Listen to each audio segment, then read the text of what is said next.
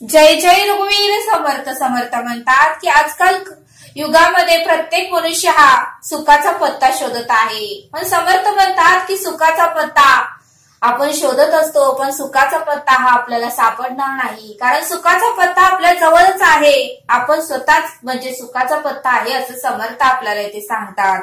आणि म्हणून समर्थ म्हणतात की सुख कोणाकडूनही आपल्याला मिळत नाही आणि कुठं बाजारातही आपल्याला विकत भेटणार नाही। सुख हवा असेल तर आपल्यालाच अंतःकरणातून मिळवावं लागतं। सुख जर हवा असेल तर आपल्यालाच अंतःकरणातून ते मिळवावं लागतं।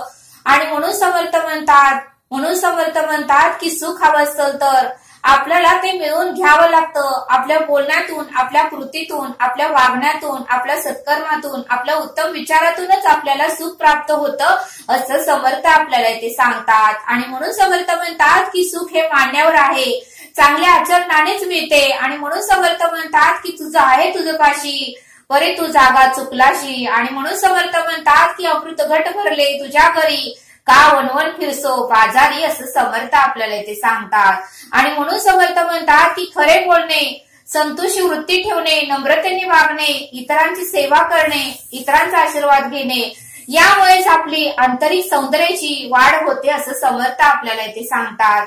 आणि म्हणून समर्थ म्हणतात की हरणाजवळच कस्तुरी असते, पण हरिण मात्र कस्तुरीसाठी वनवन फिरतो आणि शेवटी मग त्याला समजतं की कस्तुरी ही आपल्या जवळच आहे।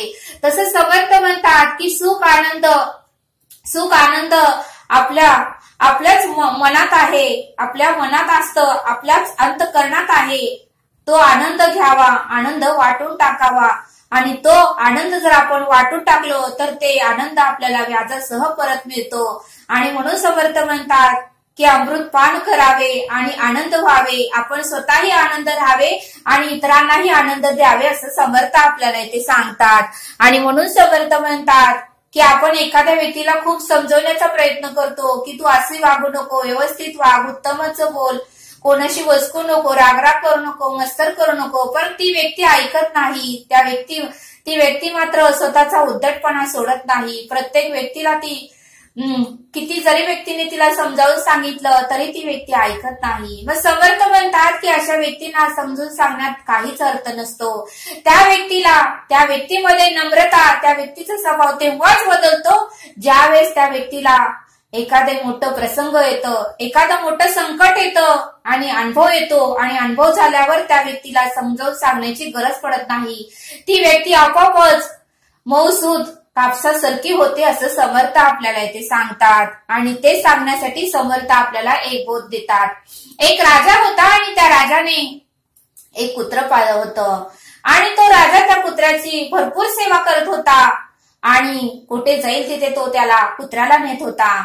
मग राजाला एके दिवशी परदेशातील राजाला भेटायला जायचं होतं। त्यावेळेस राजा विचार करू लागला की आता आपल्याला परदेशात तर 15 दिवसांसाठी जायचं आहे, मग आपल्या कुत्र्याची सेवा कोण करणार, कुत्र्याला फिरवून कोण आणणार, कुत्र्याला रोज 2 टाइम जेवण कोण देणार, आणि त्याची अंघोळ कोण घालणार त्याला, याचा विचार मात्र राजाला येऊ लागला। आणि राजाचं मात्र आपल्या कुत्र्यावर भरपूर प्रेम होतं। त्यावेळेस राजाने ठरवलं की आपण ह्या कुत्र्याला परदेशात घेऊन जायचं, आपल्या बरोबर घेऊन जायचं आणि आपल्या बरोबरच आणायचं। दुसऱ्यांच्या भरोशावर, दुसऱ्यांच्या विश्वासावर कुत्र्याला ठेवायचं नाही।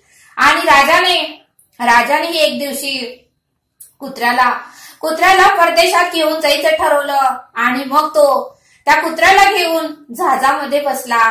जहाजामध्ये बसल्यानंतर तेथेही भरपूर प्रवासी होते, आणि कुत्र मात्र जहाजामध्ये शांत बसेना, सारखं तो उड्या मारू लागला, या कोपऱ्यातून त्या कोपऱ्यात, त्या कोपऱ्यातून ह्या कोपऱ्यात, भरपूर उड्या मारू लागला। जहाजातील लोकांना मात्र त्या कुत्र्याचा त्रास होऊ लागला। राजानेही त्या कुत्र्याला एका ठिकाणी शांत बस असं सांगितलं, पण त्या कुत्र्याने मात्र राजाचं ऐकलं नाही, आणि भरपूर प्रवासी असल्यामुळे त्या प्रवाशांना मात्र त्या कुत्र्याचा त्रास होऊ लागला। पण राजा तर काय करणार, राजा तर काहीही करू शकत नव्हता, कारण स्वभावाला औषध नसतं। त्या कुत्र्याला किती जणांनी सांगितलं तरी तो ऐकत नव्हता, आणि आपला उद्धटपणा हा सोडत नव्हता, सारखं उड्या मारत होता। त्यावेळेस एका प्रवाशाने राजाला सांगितलं, राजे साहेब, तुमची जर आज्ञा असेल तर मी या कुत्र्याला एक धडा शिकवणार आहे. त्यावेळेस राजा ठीक आहे म्हणाला. या सर्व लोकांना त्रास होतोय आणि मलाही त्याचा त्रास होऊ लागला आहे, कारण तो आता काहीही माझं सांगितलेलं ऐकत नाहीये. त्यावेळेस त्या प्रवाशाने राजाची आज्ञा घेतली आणि राजाला म्हणाला की मी तुमच्या कुत्र्याला काहीही वेदना देणार नाही, फक्त मी त्याला एक धडा शिकवणार आहे. राजाही म्हणाला ठीक आहे. त्यावेळेस त्या प्रवाशाने त्या कुत्र्याचे 2 पाय असे घट्ट धरले आणि समुद्राच्या पाण्यामध्ये त्याला टाकलं, पण त्याचे पाय मात्र धरलेले होते. तो कुत्रा मात्र एवढं सगळं भरपूर पाणी बघून तोही घाबरला आणि त्याला वाटलं की आता हा प्रवासी आपल्याला पाण्यात सोडतोय आणि आपण एवढ्या भरपूर पाण्यामध्ये बुडून आपला मृत्यू होणार. या भीतीने मात्र तो कासावीस झाला. तो घाबरला, त्याच्या डोळ्यात अश्रू येऊ लागले. त्या कुत्र्याला त्या प्रवाशाने 15 मिनिटं तसंच पाण्यात ठेवलं. त्यावेळेस त्याचं अंग पूर्णपणे गारठून गेलं. त्याला थंडी वाजायला लागली, त्याला भीती वाटायला लागली की आता यांनी जर आपले पाय सोडले तर आपला मृत्यू हा निश्चित आहे. त्यावेळेस मात्र 15 मिनिटांनी त्या प्रवाशाने त्या कुत्र्याला बाहेर काढलं. त्यावेळेस मात्र कुत्र पूर्णपणे घाबरून गेलं आणि शेवटी मात्र एका कोपऱ्यात जाऊन शांतपणे बसलं. दुसरा देश येईपर्यंत ते कुत्र हललं नाही की कुठं फिरलं नाही की कुणाशी बोललं नाही, शांतपणे बसून राहिलं. त्यावेळेस राजाला आश्चर्य वाटलं आणि राजाने विचारलं की तुम्ही खरंच ग्रेट आहात, तुम्ही खरंच हुशार आहात, मला जमलं नाही ते तुम्ही करून दाखवलं. त्यावेळेस राजा म्हणाला की हे कसं काय तुम्हाला जमलं ते सांगा मला, तुमच्या मनात असा विचार कसा आला. त्यावेळेस तो प्रवासी म्हणाला की कुठल्याही व्यक्तीला, कुठल्याही प्राण्याला आपण सांगून त्या व्यक्तीला समजत नसतं. ज्यावेळेस त्या व्यक्तीवर प्रसंग येतात, ज्यावेळेस त्या व्यक्तीवर संकट येतं, ज्यावेळेस त्या व्यक्तीला अनुभव येतो, त्यावेळेस ती व्यक्ती आतून पूर्णपणे नम्र होते, तिचा स्वभाव पूर्णपणे बदलून जातो आणि कापसासारखा मऊसूद होतो, असं त्या प्रवाशाने राजाला सांगितलं. अहो मी काही केलं नाही. तो कुत्र किती जणांना त्रास देत होता, सगळे जण त्याला समजावून सांगत होते, तरीही तो ऐकत नव्हता. पण ज्यावेळेस मी त्याला पाण्यात टाकलं त्यावेळेस मात्र त्याला त्याचा मृत्यू समोर दिसत होता आणि त्याचं अंग पूर्णपणे गारठून गेलं होतं. तो पूर्णपणे घाबरला होता आणि त्याच्यावर तो प्रसंग आला होता, त्याला अनुभव आले आणि त्याच्यामुळेच तो आता नम्र झाला आहे, त्याच्यामुळेच आता तो शांत झाला आहे.